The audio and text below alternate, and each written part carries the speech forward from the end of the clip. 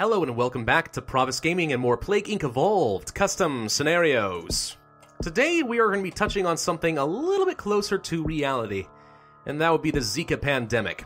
Ebola, dengue, yellow fever, and West Nile. The Flavivirus genus has several of the deadliest diseases of the recent decades. Then there's Zika, just a harmless 3-day fever, though a sudden increase in microcephaly cases have raised serious concerns. Can Zika do what Ebola has failed? So the Zika virus, if you live in the United States in particular, if you live in the United States, you've probably heard of this. If you live in South America or Central America, you've definitely heard about this. But the Zika virus is reaching pandemic levels in South and Central America. It's just starting to get into the United States and freaking a lot of people out. If I understand the Zika virus correctly, it's a bit insidious in the sense that there are very few, if any, symptoms to start off during the infected period. But the thing that everyone's mostly worried about right now is that pregnant women with the Zika virus can actually transmit the disease to their baby, and they'll be born with, some pretty unpleasant deformations, let's say that. Smaller heads and stuff. Dozens of custom new symptoms, transmissions, and abilities. 5 custom events and new government actions to keep you on your toes. A challenging scenario, missing a C there, for those guys who are looking for a bit of difficulty, long scientific terms that you probably can't pronounce. Well, I will accept your challenge, thank you. Do we stick with the catalytic switch genetic mimic aquasite extremophile? I'm gonna switch things up and go for transstasis. I don't know if that's the better pick, but maybe not. Zika. I'm not gonna say Flavivirus. I'm just gonna say Zika. There we go. Alright, welcome to Plague Inc. Did the map? Interesting. You are a new virus. To win, you must evolve and spread across the world, wiping out all humans in the ultimate plague. And we rely on mosquitoes to infect people. No capital K. In mind that venturing out of hot and humid climates won't be so easy. So presumably we are going to need some resistances. That's fine. Wow, okay, we actually start off with quite a few things here. So let's take a look at transmission. First and foremost, we have mosquitoes. We can lead to exoparasites. Virus can infect the common flea, urban and mutation. Okay, I guess that's a very simple way to tell me what goes up. Okay, so this is how the Black Death started, the flea. I mean, we already know how effective that was. Then we have mosquito 2. Virus can survive to a lesser degree in other mosquito species. Very good in hot areas and lots of mutation chance. We have STD, sexually transmitted diseases. Research suggests that the pathogen can be transferred through intercourse, but if it can't, it can now. Poor. Wow, okay. Well, presumably because the poor don't have access to, like, condoms and other forms of contraceptives, and this increases the risk. So, okay. Lots of mutation chance as well, but mostly affects the poor. Primates. Virus recovers its ability to infect various primate species, humid and rural. Or bats. Can infect bats, a common transmission vector for some other flaviviruses like Ebola. Land and mutation. I mean, I like land. Land is good. Lots of mutation chance in this, though. I feel like I may have made the correct choice in going for transstasis, because if we get a ton of mutation chance, then my symptoms might be coming for free anyway. Let's see what we start off with. Quite a few. We have Conjunctivitis. Ocular inflammation makes a distinguishable pink eye-looking ring around the eyeballs. Ew, that's gross. We have headache. Cranial fluid pressure increases slightly, causing pain and makes it harder to work. We have rash. Inflammatory immune protocols create rashes, irritating but non-infectious. We have joint pain. Inflammation around bone cartilage causes aches when moving. And we have fever. Immune cells and weakens the body with unnecessary immune responses like the non-lethal fever and inflammation. Okay. And this leads to quite a few options to start us off. We see microcephaly. Severely disfigured developing fetus with an underdeveloped brain. Severe but gives huge mutation and tiny corpse boost morbidly. Undevolvable. Be warned. Why would I... Okay. So basically you're warning me don't take a ton of severity unless you're sure you want it, but... What do you mean tiny corpse boost? I think you mean just a tiny little bit of lethality. I read that for a second and I was wondering, does that mean that it's like, necrosis? Corpse giving a little infectivity? But I don't think so. I think it's mostly just get a lot of severity and a teeny bit of lethality. Well, honestly, if microcephaly did not exist in the Zika virus, then we probably wouldn't even really know about it that much today, so... avoiding this might be a pretty good way to just kind of go under the radar for a bit. We have migraines available. Worsening headaches with photic, olfactory, photic, olfactory, and phonic sensitivity. It's torture, I should know. I guess the developer has personal experiences with migraines. We have, oh gosh, kinetopsia? Inflammation of the ocular neuron tissues disrupts the sense of motion. Very rare chance of death. I don't see any lethality, but maybe it's there. Subconjunctival bleed. Capillaries to sometimes burst, makes tears infectious and causes bloodshot eyes. Sneezing, pretty standard. Nausea, pretty standard. Inflammation, not too bad. Hives. There are quite a few options to start us off. I like the variety. All right.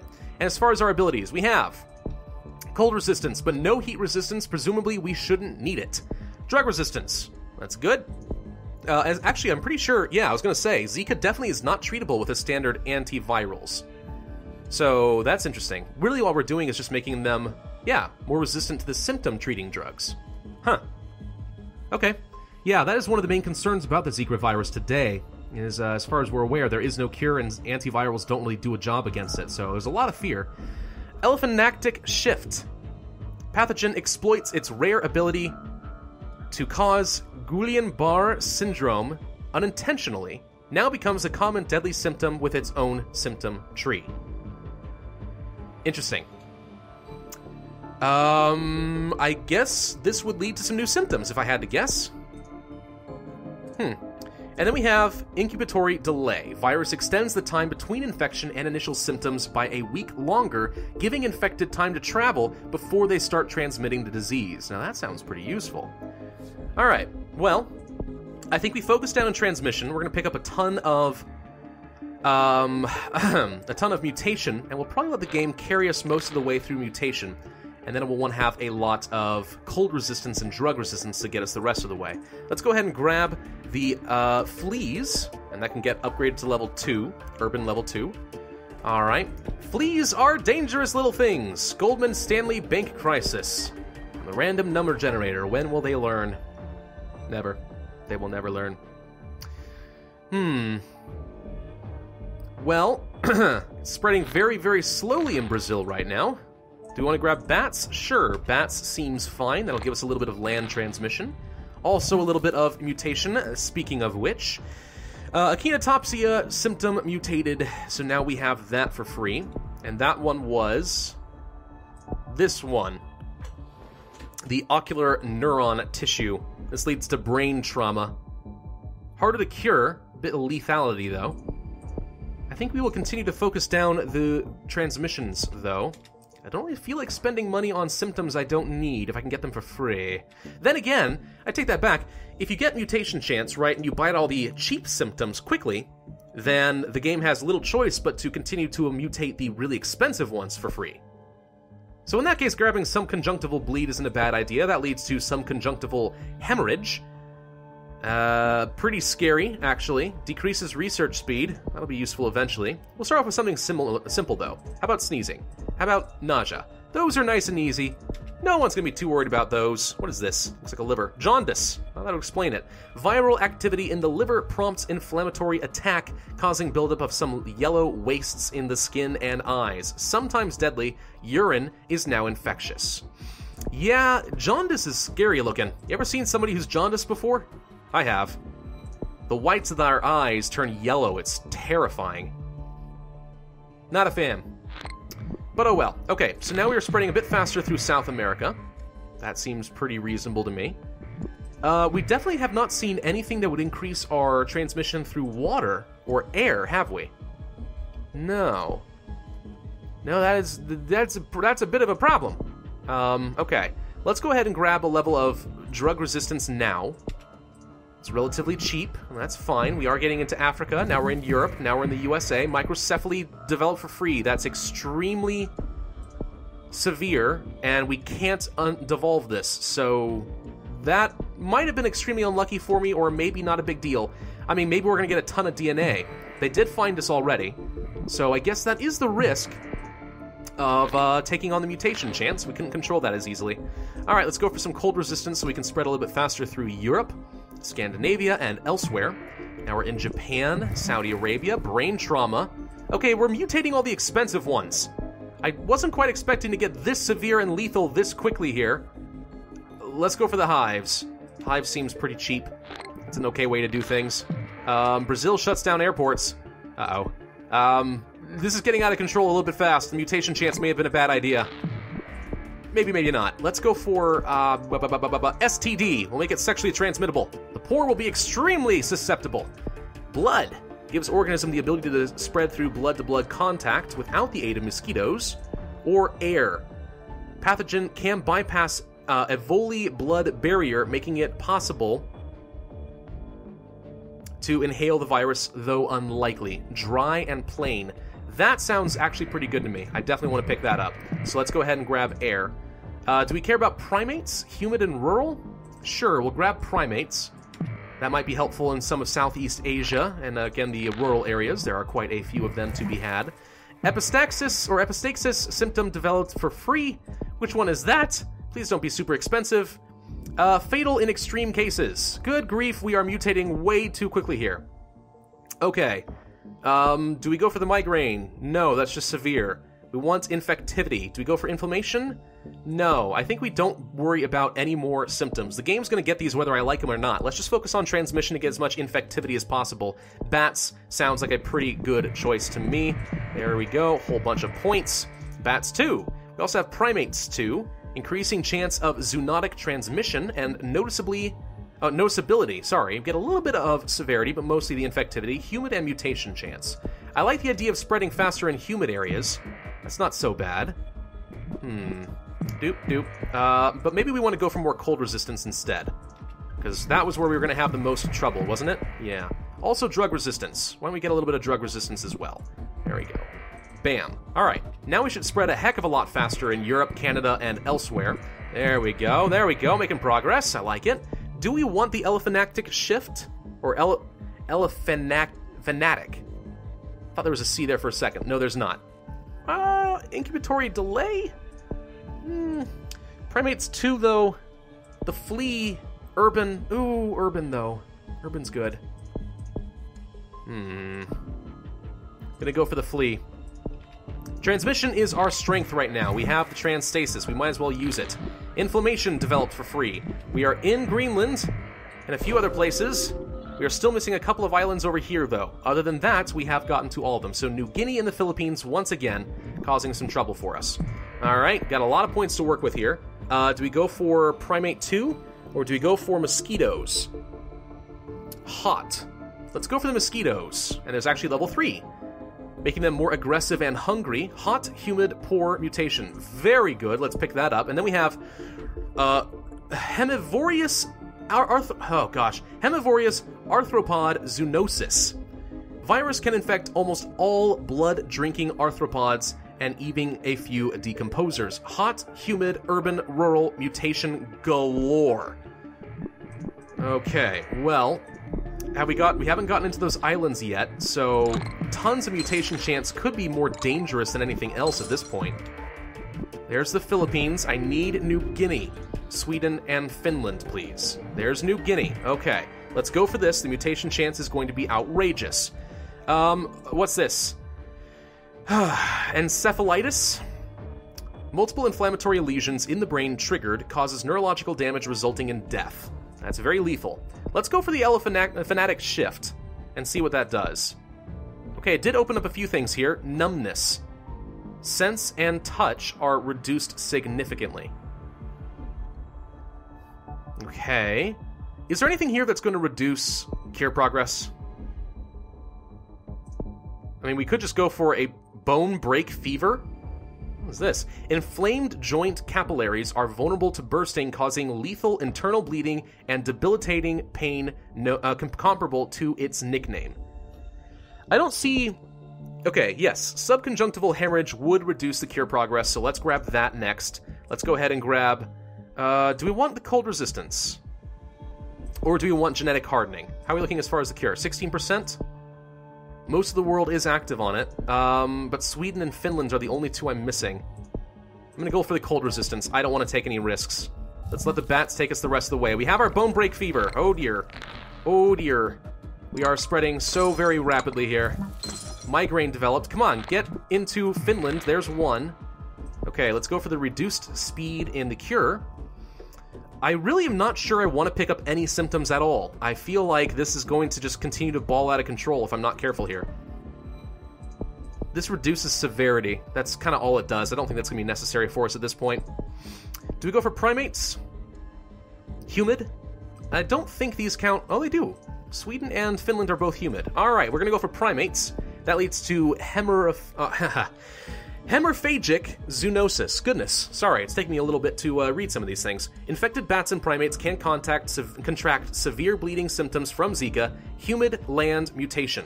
That's what we want. We're going to pick that up. Outbreak at HQ Lab. A severely sick experimented primate has died from hemorrhagic symptoms and infected a handful of workers. Experimentation project has been shut down, and some of their labor force have quit over fear of personal safety, possibly slowing research. Okay, so that's nice. Epidermal vulnerability symptom just mutated. Which is what? Do I want to know? Where are you? This one, okay. So this was secondary infections. We still have hemorrhagic fever. We have jaundice. We have abscesses, encephalitis, numbness. I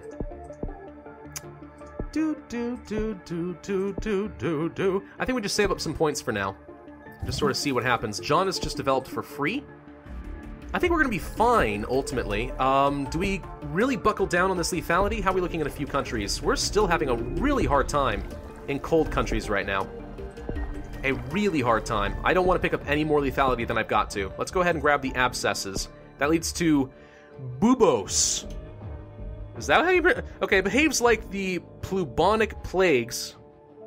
What? You mean the Bubonic Plague? Okay, Bubonic Plagues Bubos without causing necrosis, of course. I really want the necrosis, though. Very infectious, sometimes lethal, tiny corpse transmission boost. Okay, actually it does have some necrosis. And we just got it. Okay, well, we don't have a choice. That's now a thing. We are still spreading in places like Finland and Sweden, which have been our slowest thus far. I think we go for the paralysis. Let's see, that's a little bit lethal. Rhesus disease. Autoimmune sensitivity is severe to the point of presuming a developing fetus is an immunological threat. This puts mutation rates into overdrive, but horrifying. Yeah, no kidding. Actually, okay, so the thing about this, I'm pretty sure, is that the female body already does have an immune response to a developing fetus. It sees it as a foreign tissue, and this is, I mean, without the Zika virus, I mean just in real life, it sees it as a foreign tissue, and the immune response does try to remove it, but I'm pretty sure that the fetus has to excrete a special chemical to ward off the mother's immune system. At least I'm pretty sure that's how it works without the Zika virus. With this one, is that how rhesus disease works? Is that it fails to prevent an immune attack? Maybe. Maybe. Well, at this point, I don't feel like extra infectivity is going to do a lot of good for us. We might as well just buckle down on really killing people. Hemorrhagic fever would definitely do the job. I'm actually going to hold off just a little bit, kind of let these guys build up a little bit faster. Well, Sweden is exploding. How about Finland? You doing okay? East Africa and anarchy. All right, we got a lot of points to work with. Let's go for the hemorrhagic fever. Let's go for the encephalitis. There we go. That's what I was going for. Finland, paralysis. We are exploding here. Autonomic dysfunction. Involuntary nerves are now attacked by immune protocols damaging heart nerves, causes irregular heartbeat, fluctuating blood pressure, and risk of heart attack. Sounds perfect. And the last symptom here is respiratory failure. I was kind of hoping for something a little bit more gruesome than that, but okay. Diaphragm nerves leading to the spinal cord are chewed up by autoimmune attacks to the point where the diaphragm is too weak to breathe. Well, we're already close to maxed out, I would say, on our our lethality. So the Zika genome has been fully sequenced. Too little, too late, my friend. We have infected everywhere, right? Yes. So I think everybody's infected. There are no healthy people left in the world, so they're all going to die very soon. Anything else we care about here? I guess we'll just go ahead and pick up a genetic reshuffle to buy ourselves a little bit of extra score, but nothing else is too important right now. Yeah, most cure progress has been destroyed. We're just waiting for the rest of humanity to die. Genetic reshuffle would cost me 30. Resist disease just developed for free. Not that there are many babies left to contract it, but there you go. A little bit of points. Anything I want to spend it on to get a little extra score? I guess we'll go for the blood transmission. There you go. Done. And there's just a few last 100,000 people. Zika to eradicate humanity. Respiratory failure developed for free. So that's all the transmission and all of the symptoms. Not all of the abilities. Not quite as relevant to us. And there we go. Zika has successfully eliminated all life on Earth. Only 2 stars again. Gosh dang it. Well, either way. So that was actually really well put together, I have to admit. I like how it played on the virus's natural tendency to mutate. I mean, I think going for transstasis was absolutely the right choice here. We had to get so very few of our symptoms. The mutation carried us almost the entire game. So yeah, going for a lot of transmission. Seems like somebody did their research as far as like what the Zika virus could potentially become someday, if it ever is as bad as people say it is. Yeah, I don't know. I liked this. I feel like this was really well put together. It seemed to be a completely custom symptoms, completely custom transmission.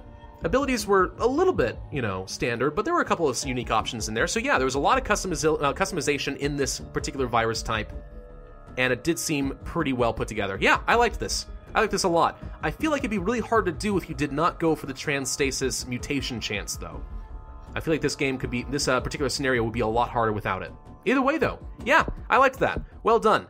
Makes you think a little bit, though, about what the Zika pandemic actually could represent in South America and eventually the United States and so on if this does continue to spread.